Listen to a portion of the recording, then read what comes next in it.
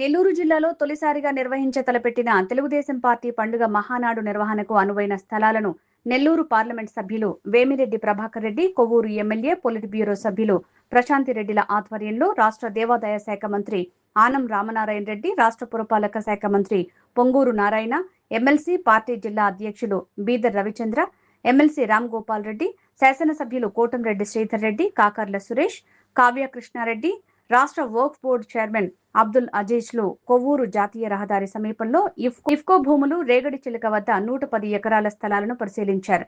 ఈ సందర్భంగా మంత్రి ఆనం మాట్లాడుతూ, మొదట మహానాడు శ్రీకాకుళం జిల్లాలో నిర్వహించేందుకు శ్రీకారం చుట్టారని, కానీ విశాఖ పరిసర ప్రాంతాల్లో ప్రధానమంత్రి పలు ప్రారంభ కార్యక్రమాలు ఉండటంతో నెల్లూరులో నిర్వహించేందుకు ముహూర్తం ఖరారు చేశారన్నారు.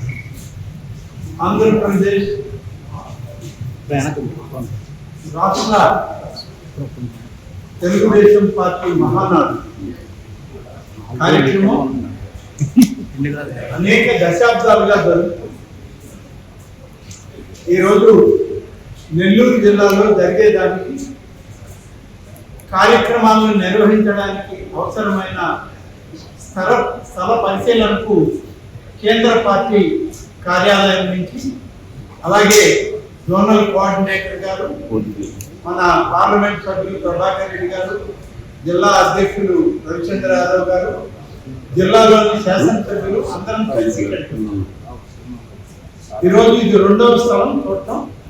ఈ 2 స్థలాల తర్వాత మరిన్ని స్థలాలు కూడా చూసిన తర్వాత రేపు కేంద్ర కార్యాలయం నుంచి పార్టీ నాయకులు పెద్దలందరూ కూడా వస్తారు. వారు కూడా సమీక్షించుకున్న తర్వాత నిర్ణయం చేయడం అనేది ముఖ్యంగా ఈ సంవత్సరం 2026 మహానాడు మే 28న జరిగేటువంటి కార్యక్రమం మొదటగా శ్రీకాకుళం జిల్లాలో జరపాలని, దానికి గడిచిన 2 మాసాలుగా నిర్ణయం తీసుకుని ఏర్పాట్లన్నీ కూడా చేసేటువంటి కార్యక్రమం చేయడం జరిగింది.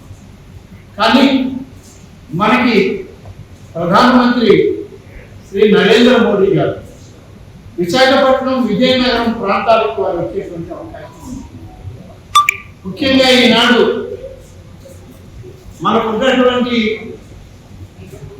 విజయనగరం ప్రాంతంలో విశాఖపట్నానికి మధ్య జరిగేటువంటి అంతర్జాతీయ విమానాశ్రయ ప్రారంభమని, అంతర్జాతీయంగా గూగుల్ సెంటర్స్ ని విశాఖపట్నంలో ఏర్పాటు చేయడానికి గౌరవ ప్రధానమంత్రి గారు, వారితోటి కేంద్ర మంత్రులు, ముఖ్యమంత్రి గారు అందరూ కూడా విశాఖపట్నం, విజయనగరం ఆ ప్రాంతాలకు రావడం జరుగుతుంది.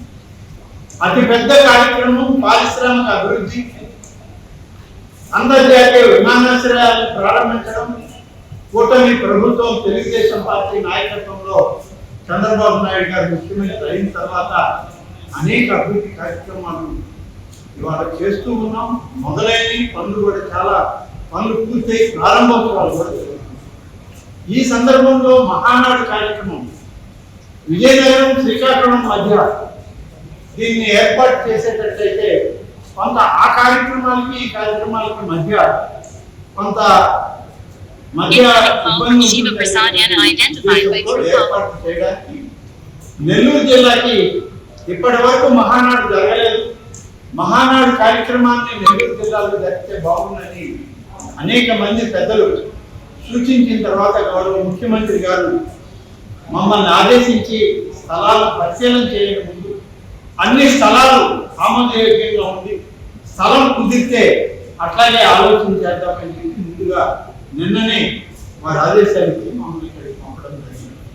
పార్లమెంట్ సభ్యులు, స్థానిక శాసనసభ్యులు, కోవిడ్ శాసనసభ్యులు, అలాగే ఇక్కడ జిల్లాకు సంబంధించిన శాసనసభ్యులు అందరితోటి పార్లమెంట్ సభ్యులతో వచ్చాం. 2 స్థలాలు ఇక్కడ చూడడం జరిగింది. ఈ స్థలాలన్నీ కూడా ఈ ఏర్పాటు చేయడానికి కొంతవరకు ఉపయోగపడతాయి అనేటువంటి ఆలోచన వచ్చినటువంటి వాళ్ళందరూ. ఇంకా దానికి స్పెషలైజ్డ్ టీం ఉంది, ఆ టీం కూడా రేట్ వస్తుంది. ఈలోగా ఇంకొక 2-3 స్థలాలు నేను చూడాల్సి ఉన్నాయి. నెల్లూరు సిటీకి దగ్గరలో ఉన్నటువంటి స్థలాలు, నెల్లూరు రూరల్లో ఉన్నటువంటి స్థలాలను కూడా చూసిన తర్వాత రేపు అన్ని కూడా ఇవాళ సాయంత్రానికి చూసిన ప్రతి స్థలం యొక్క